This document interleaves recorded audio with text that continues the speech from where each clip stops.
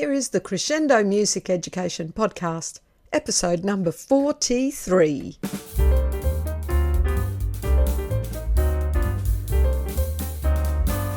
This podcast is being recorded on the lands of the Turrbal people. I acknowledge them as the traditional owners of the land and pay my respects to elders past, present and emerging. They were the first music makers on this land. In this episode, you're going to listen to a fellow called Rohan Hardy. He's a secondary music teacher on the Sunshine Coast, and at the moment he's doing his PhD, doing research at the Queensland Griffith University, and he's investigating playful pedagogical approaches amongst secondary music classroom teachers. It's really interesting. I have a lovely chat to him. Enjoy part one of this interview. Hello and welcome to the Crescendo Music Education Podcast to Rohan Hardy. Welcome, Rohan. Hey, Deb. How are everybody? Are you good? We are all fabulous. And I'm going to start by reading your little bio. Okay? Yeah, sure. So Rohan Hardy is Head of Department for the Arts with the Queensland Department of Education. A specialist in music curriculum, he is a subject matter expert on the external examination writing team with the Queensland Curriculum and Assessment Authority and is the lead curriculum writer on the National Advisory Team for the SongMakers program with the Australian Performing Rights Association. I don't know about that. You'll have to tell me later. Okay. Yeah. His PhD research, which is what I want to have a chat to you about, at the Queensland Conservatorium, Griffith University, investigates playful pedagogical approaches amongst secondary music classroom teachers. Through such collaborative, improvisatory and experimental approaches to teaching, he aims to develop professional practice in effective and equitable ways. Well, there's so much in that. But there's a lot in there, though. Yeah. Okay. And it's hard to sum up stuff in about 150 words. Yeah. Well, I think you did really well. It sounds absolutely fascinating. Thanks, Deb. So many of those words, I just love them. Not just because they're big. Like yeah. So, there's a lot to unpack for each word, really, isn't there? Yeah, there is. Lots of bang for your buck. So, listening to that brief bio, is there anything you would like to add to this summary of your work? I guess, to sum it up from my heart, because I think what you've probably heard is from my brain. Most of my professional career has existed in the classroom, and it still is to this day, as a teacher.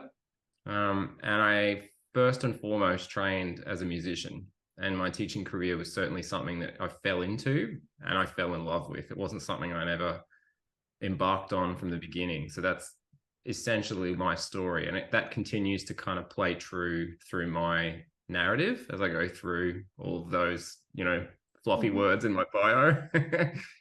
And I guess what I'm inspired about most now I'm moving into research is change for teachers and the realization from a policymaker's perspective that as musicians and music teachers, we teach in a spirit and we approach our music teaching as musicians.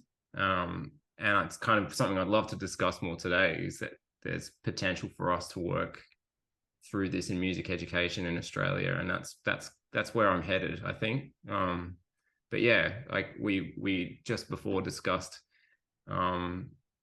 my existence as a teacher in a metropolitan area, and now I'm actually living on the Sunshine Coast in what is considered a regional area, and just that complete change in professional life and existence in two very closely geographical areas in Queensland alone. So what my hope is that I can resonate my story throughout Queensland, and particularly for those teachers that work in far out regional areas that don't have those networks and don't have that collective like you would in a metropolitan area to make that policy change. That's something I'm really inspired by. that's part of my story, really. So I hope that adds to the, like, from my heart a little more. Yes, it does. But I think what you're saying, where you are, depends a lot on, though you're in the same system, and we're certainly going to be very careful. We will walk our code of conduct line, and we will course. not, but Yeah. even within the exact same system, working Mm, from a national curriculum, mm, you move a couple of 100 kilometres, which in Australia is like nothing, mm. and it's chalk and cheese Yeah. in many ways. So I think we're Mm, dependent on the region, the mm, messages that are coming down from that region, the mm, messages that are coming through your admin team. Are your mm, admin team supportive of what you do and how you do it? There are so mm, many variables. And mm. you are the music teacher. Like, I'm coming from a Yeah. primary context, as you Yeah. know, you're secondary. Yeah. But that's another point. We've really got to get Yeah. primary and secondary teachers talking to each other, for Yes, goodness sake. absolutely. I've Yeah, only been trying to absolutely. do it for 40 years. But We just don't. I mean, no, I think what it's very easy, and instrumental music is exactly the same. I would Mm-hmm. probably, I would say, having had experience as an instrumental music teacher, it's even more so. It's very isolating. Yep. And having worked with primary music teachers in that context, even in Brisbane, you would be in the school for 45 minutes before you're off to your next school, or you'd just quickly touch base with someone around your pigeonhole, or say Mm-hmm. hello as you leave. Yeah. But yeah, the context is always changing. If you're in that itinerant circuit, or if you're moving regionally, like I've done, just up the road an hour and a half, you very quickly can feel like you are repeating yourself to some of the policymakers, and that includes people in administrative roles in schools who enact that policy, and to try and advocate for music education, and you often feel like you're alone. It's a really hard existence. I completely empathize with that. Mm. Um, so and having had that experience myself, I'm not, like, let's face it, I'm mid-career. I'm only 20 years into education, so I've kind of experienced that quite acutely in the last few years, and as many of us would have as well with the pandemic, it's been quite, even like, agitated even more so. Yeah, I'm passionate about educating teachers in, I guess what we'll get to soon will be around that idea of collaborating more and Mm. communicating more with one another in the spirit of education, which is sort of what we were saying before about secondary and primary teachers Mm. working together. There's so much that we can learn from one another. Yeah. I, Um, I think it's essential that we make these connections. mm, And Crescendo, my little, mm, mission, bio, catchphrase, whatever it is for Crescendo, is connecting, supporting, and inspiring music educators. And I put yeah, connecting first deliberately. We have yeah, to. We have to get on the same page. We have to mm-hmm, connect with each other, connect mm, with, as you're saying, and I think this is really vital, we need to mm, connect with the policy makers. mm, We need to help educate people around how mm, important what we do actually is for the child. mm, So uh, I just could not agree more. It is all yeah, about this collaboration and understanding each other. mm, So, mm, but yeah, the question is, how do we do it? But anyway, you yeah. might have some suggestions. One of the I got ways some I little do it chestnuts. is through inventing Crescendo 22 years ago. Yeah, yeah, And so that's my way of doing something, bringing people yeah, together. mm, But there's got to be other ways. My work with the mm, Queensland Teachers Union through mm, Music mm, for Every Child Every Week, that is yeah, helping. But there's got to be more we can do. And I mm, also, the whole reason I'm actually speaking to you, Rowan, yeah, is trying to connect more with what's happening in the research world to yeah, help inform us at the coalface, because I work full time in a very busy primary school with thriving music choirs and instrumental, and I coordinate that. And so, I don't have time to go off and, well, one, do the research, two, do much more than read a quick summary on someone's blog. How do we connect all of those things up that's one of my issues, and it's why I'm talking to you to at least make a start with the connections. Of course, yeah. And I think the underlying value of research for me is not necessarily the outcome or the what it produces. It's the philosophy that it inspires. And I think that for me, stepping into that world of research in the last few years, besides the knowledge that I'm gaining from reading and immersing myself in a lot of these theories, which we'll obviously discuss soon, I'm more inspired by the philosophy that it's bringing about within my my compass, I guess you could say. So the way that I relate with the world as a musician, and how that affects my professional life, or how I can use my skills as a musician to be a more agile professional. And by that, I mean be able to independently develop ways to affect that policy change, or figure out how to break those particular rules, for want of a better word or turn of phrase. And then having these kinds of connections, these conversations are another great part that comes out of doing research, is that you end up networking with people who, like, we haven't talked about this ever. This is so exciting, and to be shared throughout these networks is also inspiring for me. It's so cool.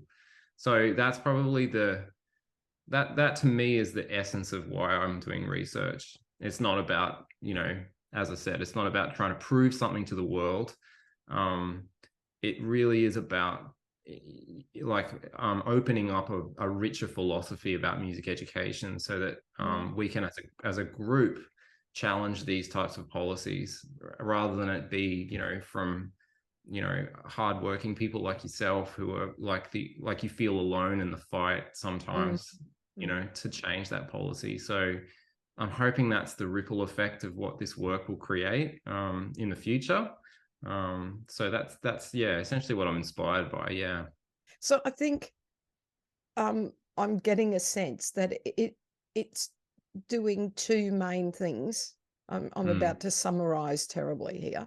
Sure, okay. Sweeping generalizations, right? That through doing this, you're learning, and it's affecting your personal philosophy and your work with children and with other educators. So obviously that's informing your outlook and your perspectives, but also what you're doing, because you're doing research in this slightly bigger field, it's actually going to inform us as a group as well. And I think both things are important. If we don't have the research and the more academic type backing for what we do, then all we can say is, hey guys, come and look at the kids in my room, look at them over 7 years, have a look at the amazing things we do. Now, I know for a fact the amazing positive influence that we can have as music educators. I know, I see it literally every day, but someone who is not in my classroom does not know that. And I was going to say, Deb, that divide has always been really evident for me. Like, even before I embarked on research, I never engaged with it deeply, because I felt a disconnect between the world of research and the world of being a professional, or being that music teacher, or the person on the coalface. And having to do, like you're saying, lose countless lunch times, countless mornings and afternoons, weekends. You're just constantly doing everything on your own. It is a lot of work besides the face-to-face classroom time. I always felt there was like, oh, well, you don't understand what it's like to be in my position. Like, you can't make those statements about, you know, the profession. That's what I'm trying to join together. That's what I'm really trying to approach this with, is an openness to that world, at the same time as piecing together my lived experience in a role as a music teacher, as an instrumental music teacher, as a classroom music teacher. And I've been a head of department for 15 years now, so I know and understand the aspects of the job, or the professional mindset of a teacher, and that's certainly become, you know, that's entered into like the realm of research for me now. And I've started to question, you know, the actual professionalism, the role of the professional. Like, what is music professional? Like, what does that look like? What is a teaching professional? What does that involve? And as I said earlier, if I came to education as a trained musician, how can I use those aspects of my musical training, or my musical, you know, the passion I have for music in my professional realm? Like, are there coexisting aspects of my professional life and my musical life, or are they separate identities? That's what I'm trying to kind of come to terms with, I think. And what research is doing for me at the moment is opening up the possibility for bringing in aspects of my musical or artistic life into my professional life, and vice versa, which has been great, like really eye-opening. And it's made me think very divergently about how to approach some of these challenges we talked about before, about navigating the policy, or having more agency as a teacher to make more choice over what the policy is telling us to do.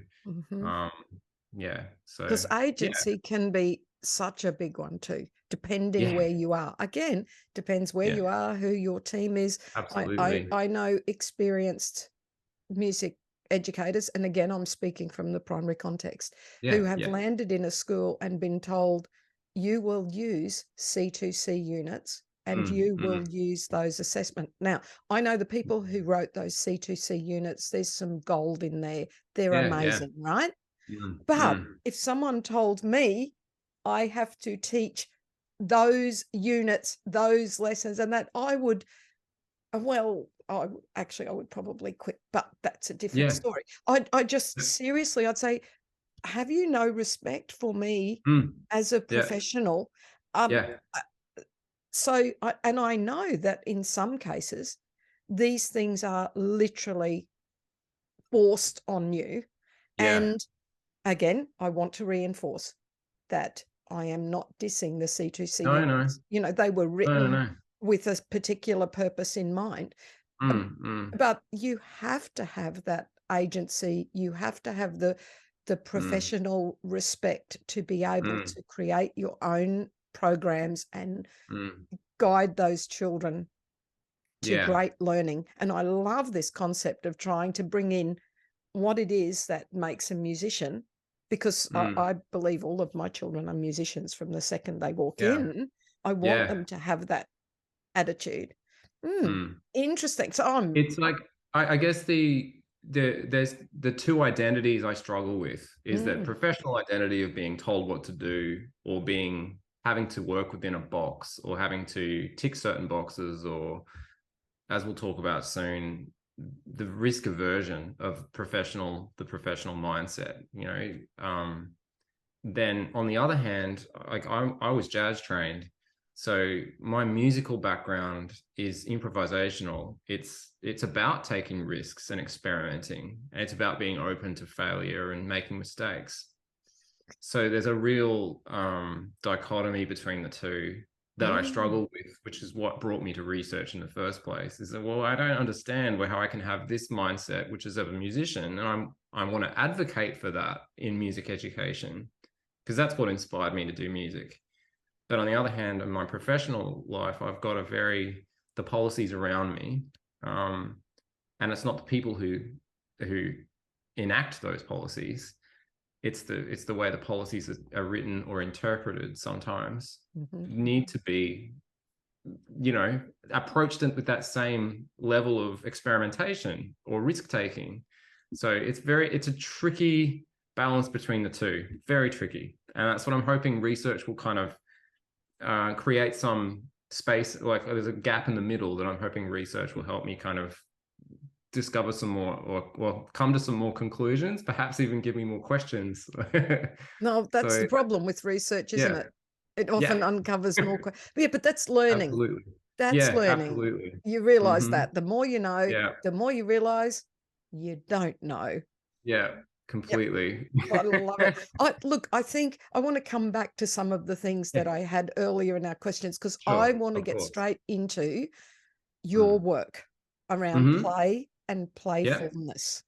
yeah, Okay, so what your research is and what that means for us as music educators. yeah, sure, sure. So this is a big answer, so I'll try and package it up so that it makes some sense, and I can Yeah. give you an overview.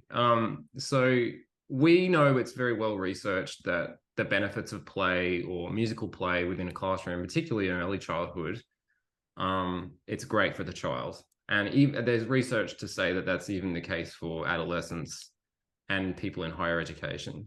Um, so I'm not really exploring much about the student teacher interaction with that.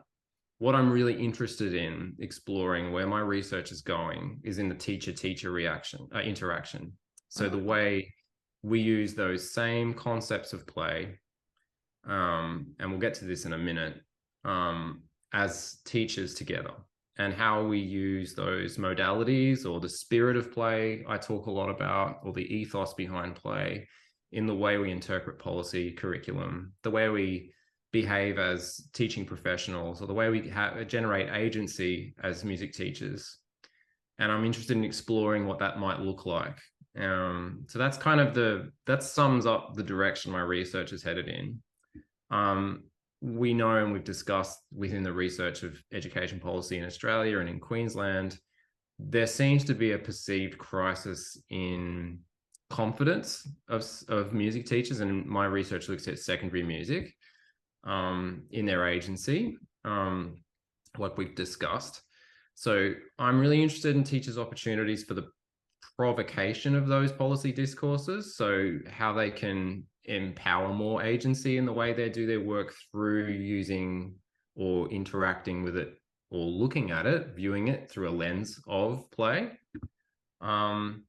We know there's some professional accountability also that we've got to balance, assessment practices, and you talked earlier about the concept of instrumentation or instrumentalism, I think the word is. So C2C units, for example, can be interpreted by some as, you do this, and obviously that's not the intent of the work that the Queensland government put together for that. But it can certainly be like interpreted through an administrator's lens as, play it safe, do what I've told you to do, which takes away that that personalized approach to music education. So there's a systematic reliance, I guess you could say, on evidence-based policy in education, which is also a bit of a tension that I'm exploring, because what that does is it means that we need to stick to the script, and do what you're told to do because evidence or research says it does this. So that's something I'm battling with, because it's ironic that I'm doing research in it. So because play is quite ambiguous, and and it's hard to define.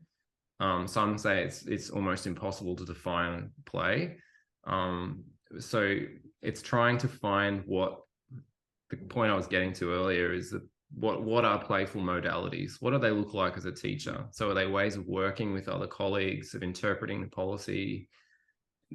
Is it about embodying a greater sense of risk, or experimentation, or even an openness and vulnerability as music teachers to experience mistakes in the way we do our jobs, the way we write, interpret curriculum?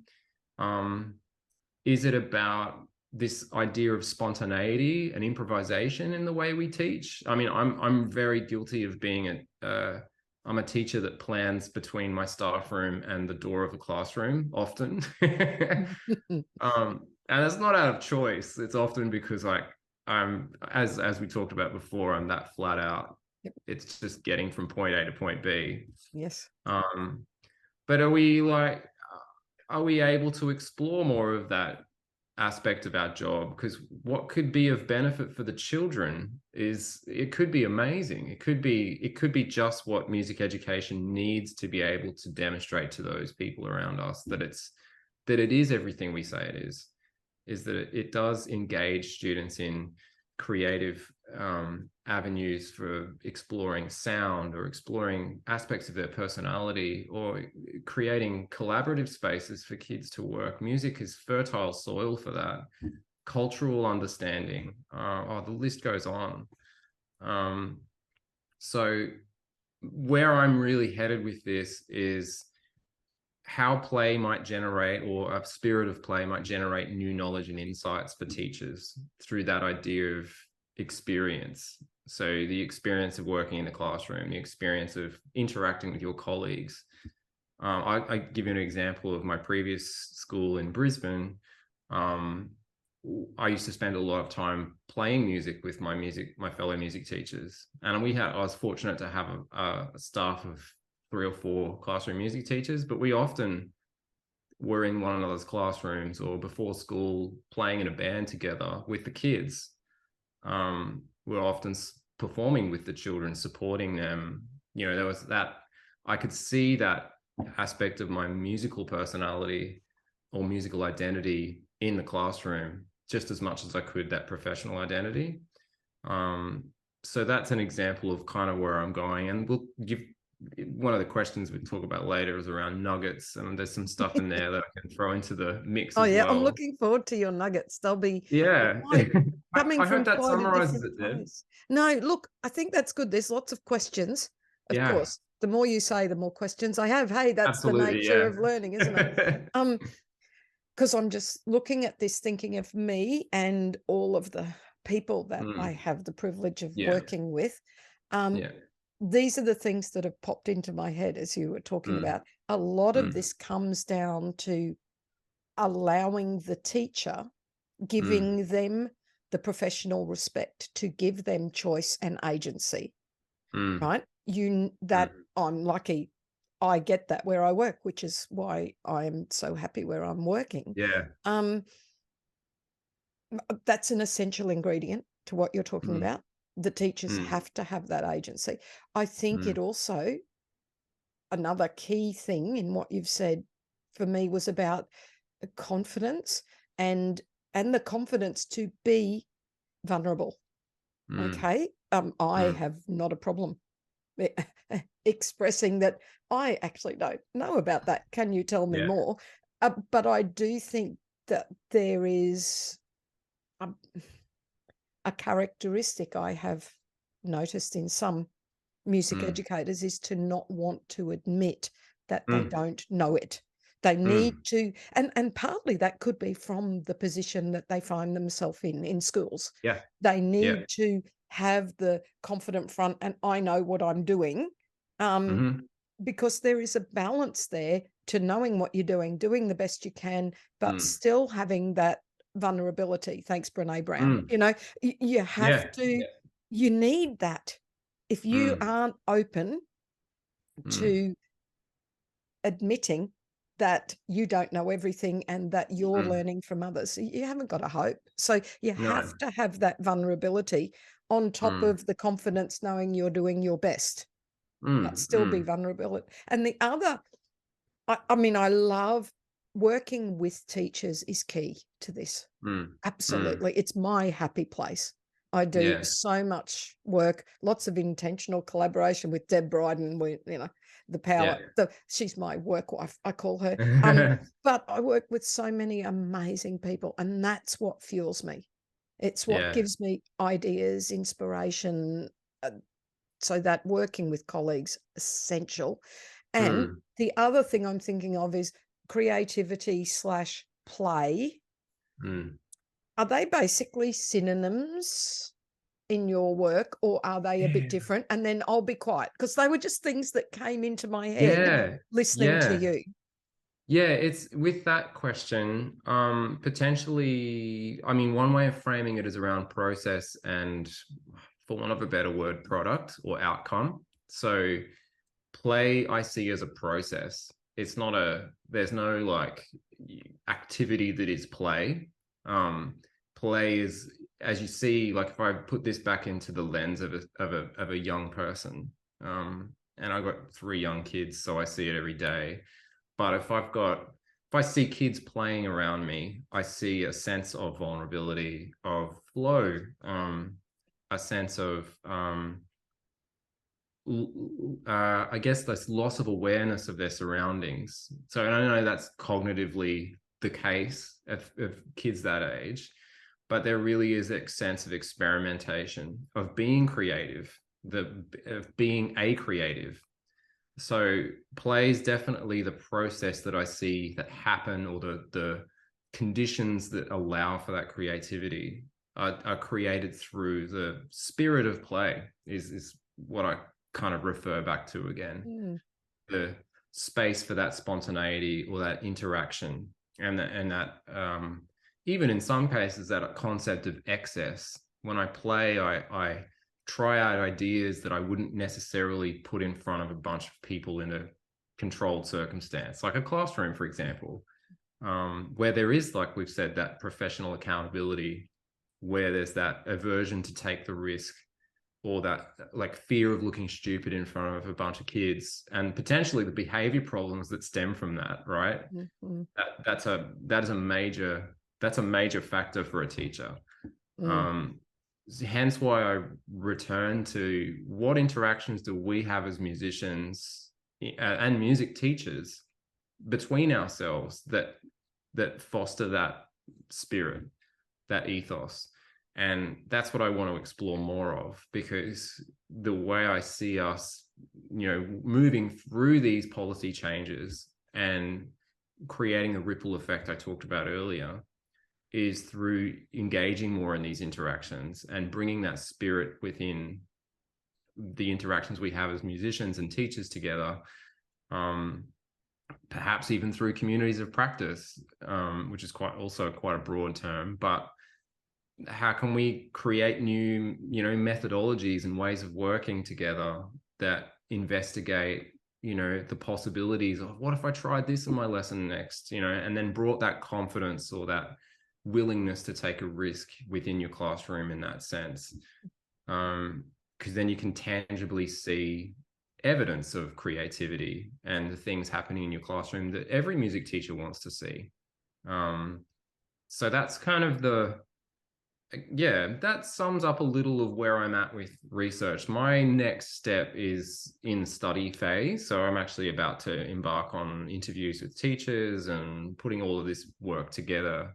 So it's very much philosophical, as I said earlier, in my mind at the moment, because I'm not yet at the point of really carrying out the study and pulling together all the narratives and stories of different teachers to be able to see what this might look like or how this might be interpreted. So this is a great chat we're having now, because this is the beginning of where I'm at. It's so exciting. It makes me so happy. So yeah. Oh, it sounds fascinating.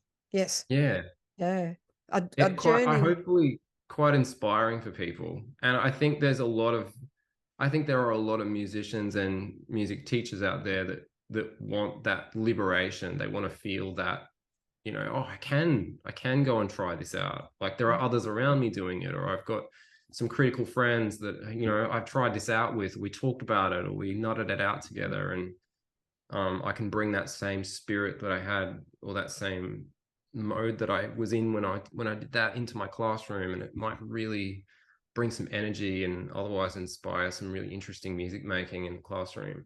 I like it. It might even work slightly in reverse. There might be somebody, that goes, actually, I do this in my room and it works really well, and I feel, and I will share this because it worked for me. Yeah. And so, yes, it's the connection and the communication. Yes, absolutely. Yeah. And that, I think this sounds fascinating. You have to keep me up to Oh date yeah, of on, course. Yeah, thanks, Dev. on where you're up Means a to. It lot. sounds wonderful. It sounds great. Yeah. Now, did you want to say anything more about the process of what you're doing, or shall we leave that there and go on to the nuggets? Well, I think I've pretty much I think I've summed up the essence of what I'm Summarize. doing. Yes. Yeah. And as I said, the story will become clearer as I go through this process. And Mm. I'm only really halfway through. So it hopefully, some of the listeners will give us some feedback, or if people want to shoot me a line or whatever, or if you thought about this, then that's kind of where I'm at. I'm very open to the direction this is going in. But yeah. Oh, sounds I'm happy to fascinating. put some And nuggets. we will make sure that we put your contact details there in case Yeah, people please do. Yeah, want to yeah. chase Thank that up. you. That would be great. So I do this with all of my guests, and Mm, I do it partly for me because I mm. like their nuggets of fabulous things that I can use. So it can be absolutely anything.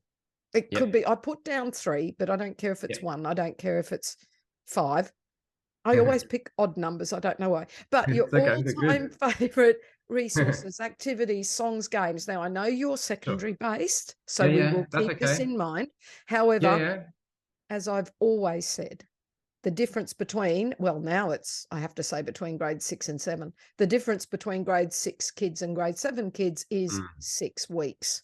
yeah, So yeah. you're really not teaching completely different species. So No, no, I no, think totally. people need to keep that in mind. And can I say, Yes. I did 2 years in high school Yeah. recently, 6 years Yeah. ago. And honestly, behavior management and Mm. working with the kids, it's not chalk and cheese. I know they're not No, exactly the same, but no. if you can manage a group of 4-year-olds, you can probably manage a group of 15-year-olds. Oh Yeah, yeah. I'm not saying the same, but a lot similar. Oh yeah, yeah. I have the utmost respect for primary school music teachers. My wife's teaching in primary sector. Like she teaches across primary to high she's a Steiner teacher.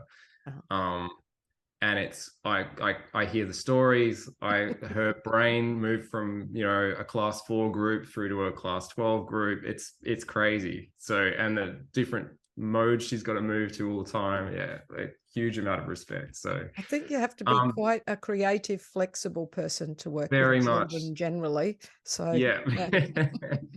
Yes, So so I've got 3, and I've kind of summed them up in so in 3, let's say, roles that I play in my job. okay.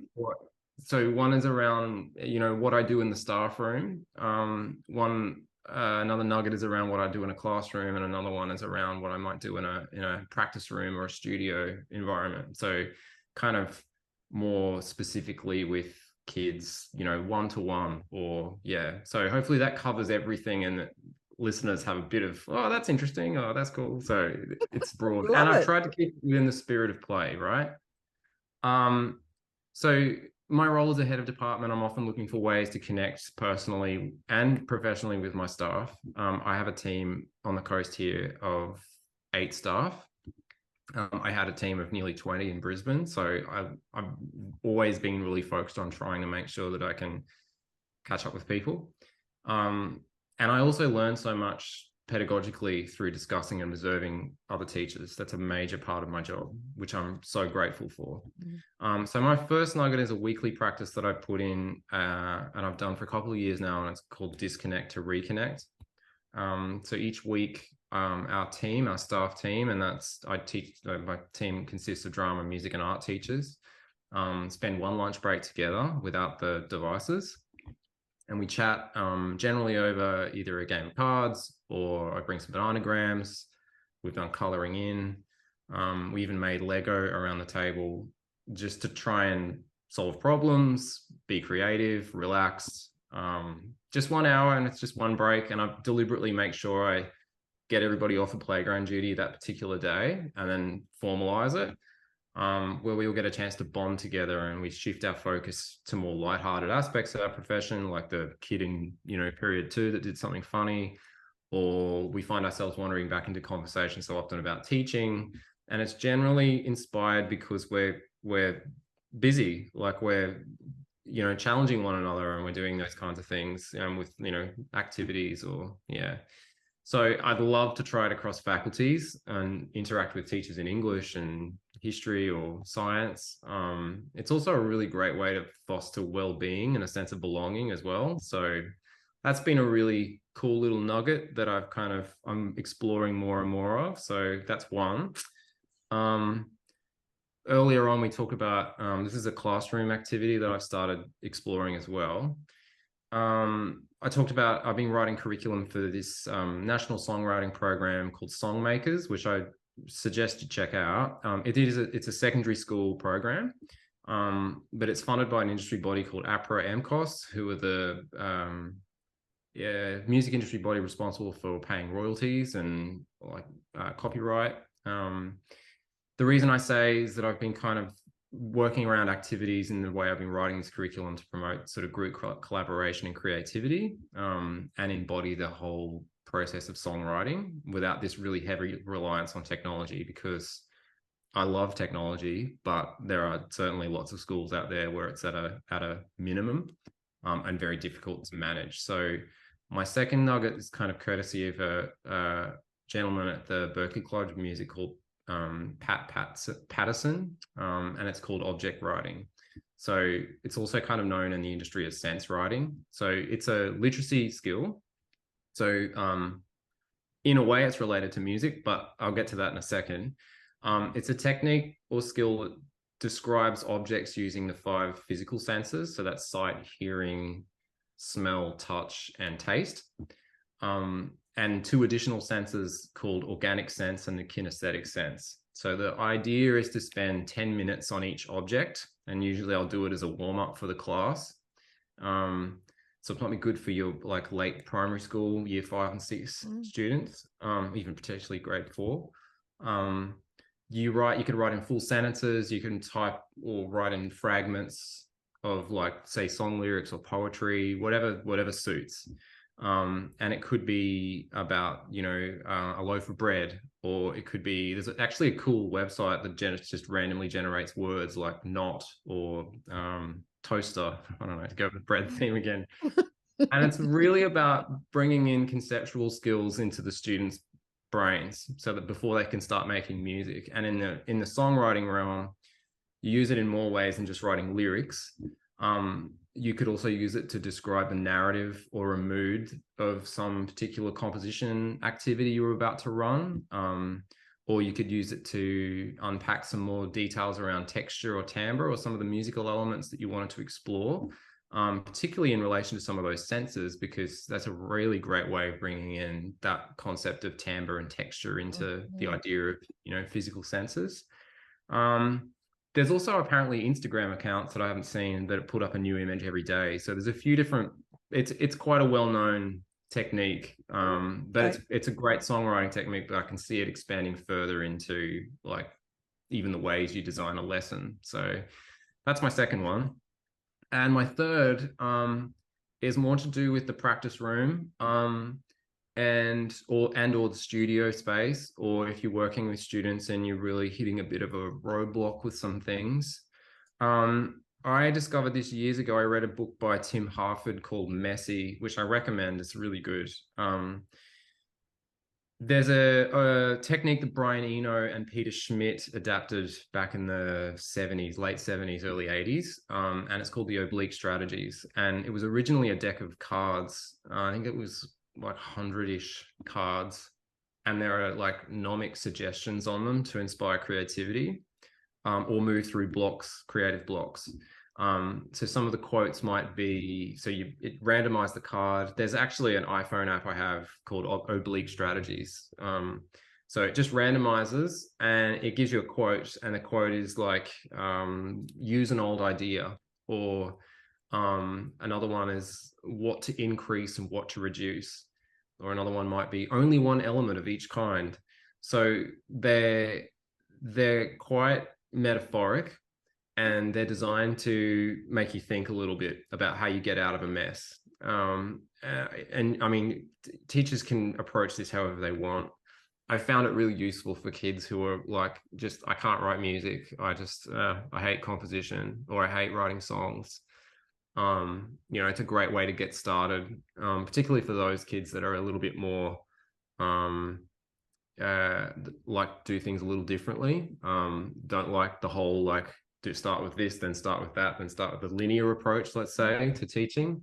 So oblique strategies is the last one, I think, that I love. It's a really great little activity, and you can put it in, you can do anything with it. So it's pretty cool.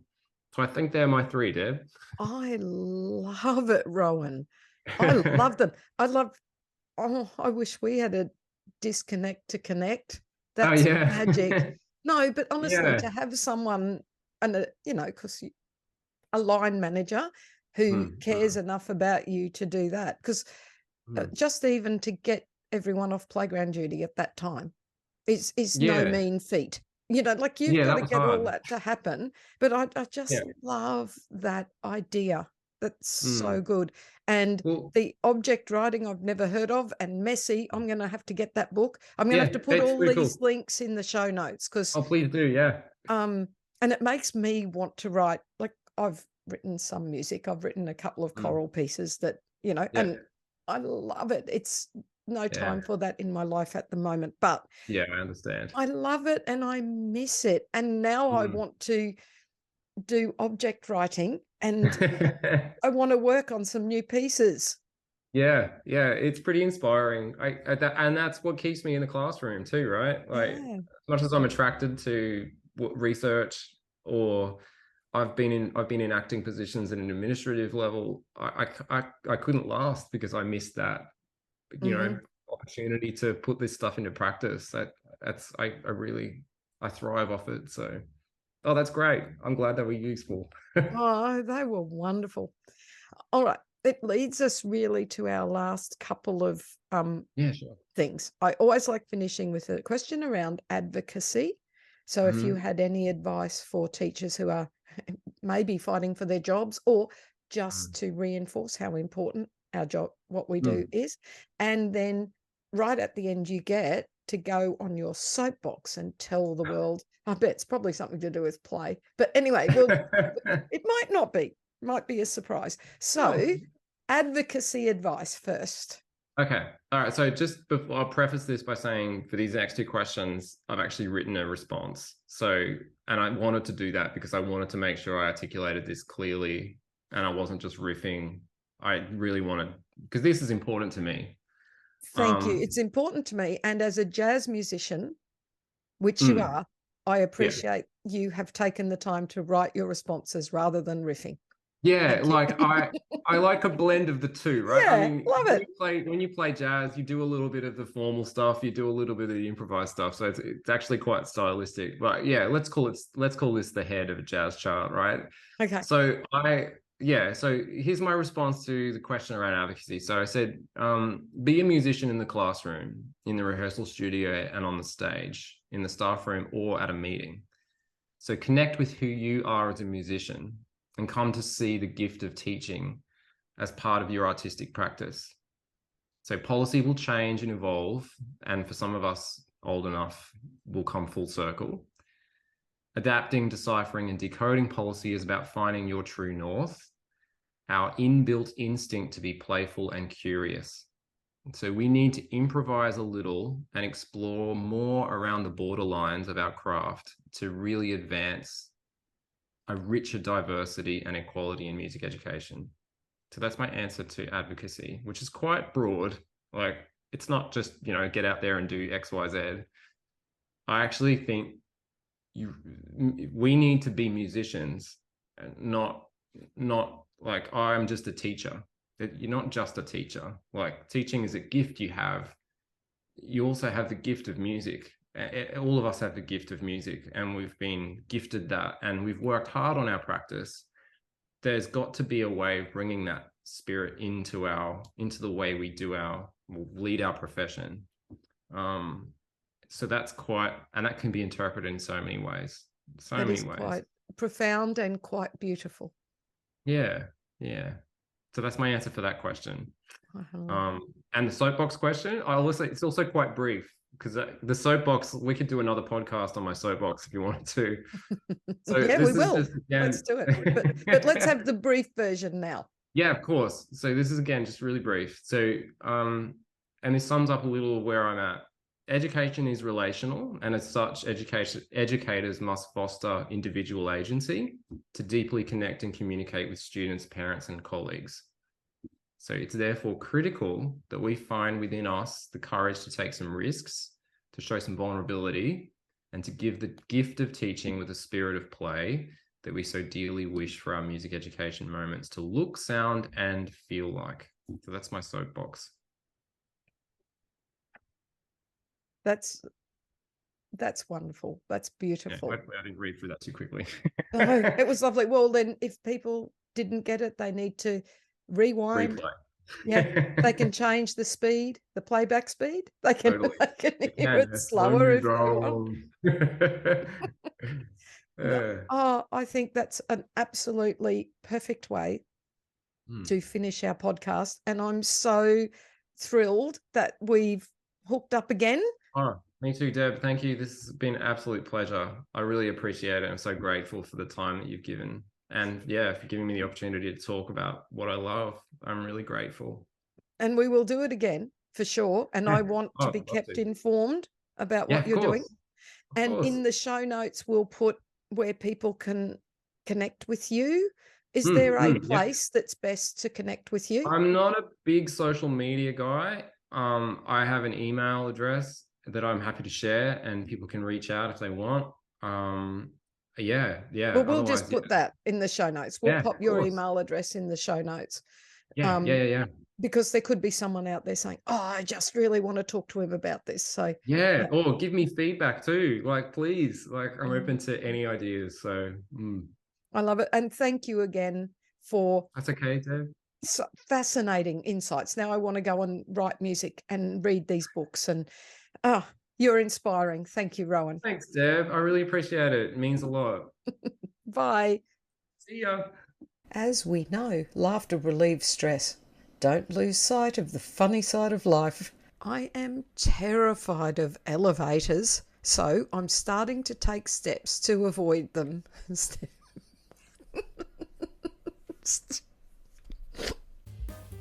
Thank you so much for watching our Crescendo Music Education podcast. For more information about all things Crescendo, including membership and music education resources, visit us at crescendo.com.au. Don't forget to like and subscribe.